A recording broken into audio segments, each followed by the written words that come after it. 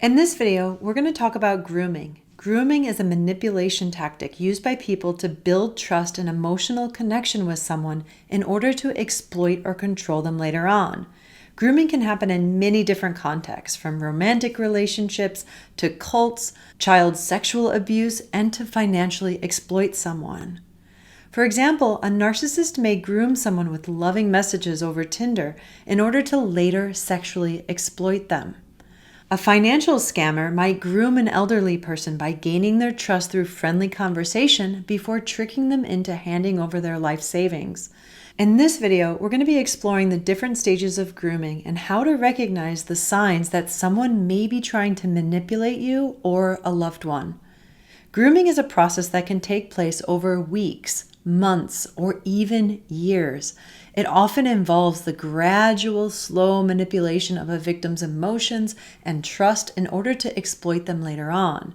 Here are some of the common steps that people may take when grooming somebody.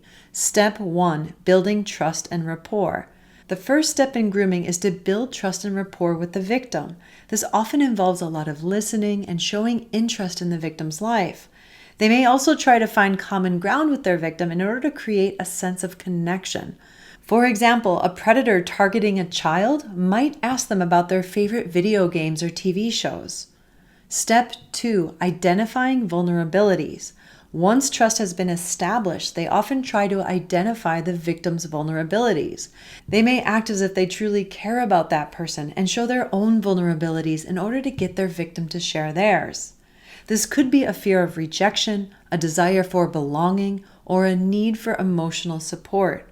Once these vulnerabilities are identified, abusers can use them to further manipulate the victim. For example, a cult leader might target somebody who's going through a difficult time in their life and offer them emotional support, the answers that they've been looking for, or a sense of belonging. Step 3, testing boundaries. Abusers will often test the victim's boundaries to see how far they can go. This normally is done in a very slow, gradual process so they don't alarm their target. This may involve making inappropriate comments or touching the victim in ways that are very uncomfortable. If the victim does not object to them and seems to accept their behavior, the abuser may continue to push those boundaries. Step 4, gradual desensitization. Abusers often use a process of gradual desensitization in order to get the victim to comply with their demands.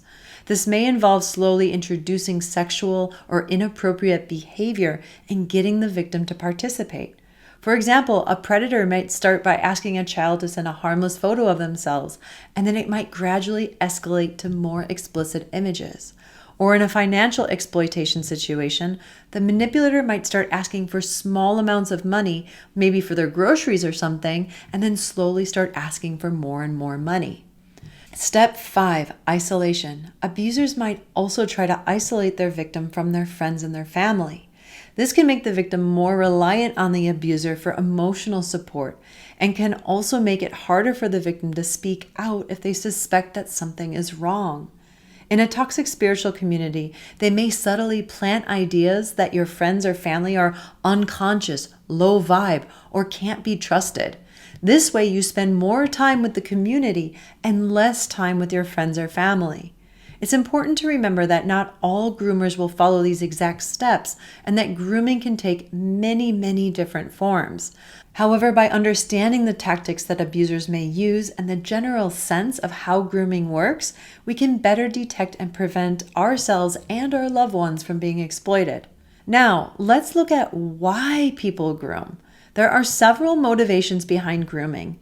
One of the primary motivations is power and control. Groomers often feel a need to exert control over their victims, and they may use grooming as a means of achieving this control.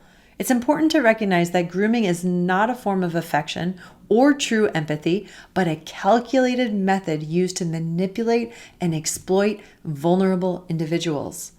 They also use grooming in order to fulfill their own desires and self-serving agendas and to get people to behave and do what they want. They do not know how to have true intimate connections, and they do not know what true empathy is, so they turn to grooming and manipulation. Financial gain could be another common motivation behind grooming.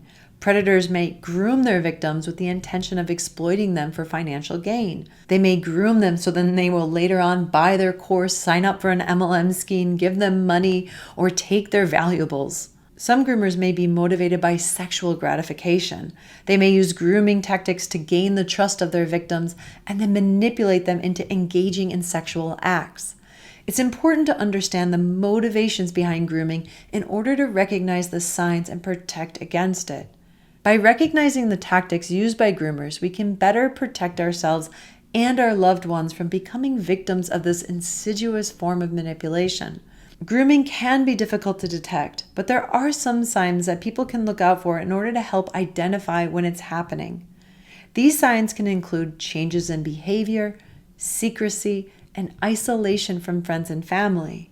Some of the red flags that may indicate grooming is happening include a sudden increase in attention or gifts from somebody. Make sure to check out my other video about love bombing. Another red flag is a reluctance to discuss or share information about that relationship with other people. Also, being encouraged to keep secrets from friends and family. Or spending an excessive amount of time with somebody and neglecting their other relationships. Also, if an individual seems to have an emotional dependence on somebody, maybe who is older or in a position of power, that can be a red flag. Another red flag is when somebody's personality or beliefs start to change. So it's important to note that these red flags might not always be present, and maybe none of them are present, because grooming can happen without any of these signs as well. So that's why it's so important to trust your own instincts and speak up if something feels off. Remember, reporting grooming can potentially save somebody from being victimized. I also offer one-on-one support if you or somebody you know is recovering from emotional or psychological abuse or looking to recover from trauma. So thank you so much for joining me today to learn about grooming and how to protect yourself and your loved ones. Remember, grooming can happen to anyone, but staying informed and aware, we can help prevent it from happening. If you want to learn more and check to see if your relationships are healthy or toxic, be sure to check out the free guides available to download in the description below. And don't forget to check out my blog and podcast for more resources. If you found this video helpful, please like and subscribe for more content like this. Remember, trust your inner radar and know that you are not alone if this is happening to you, and recovery is possible.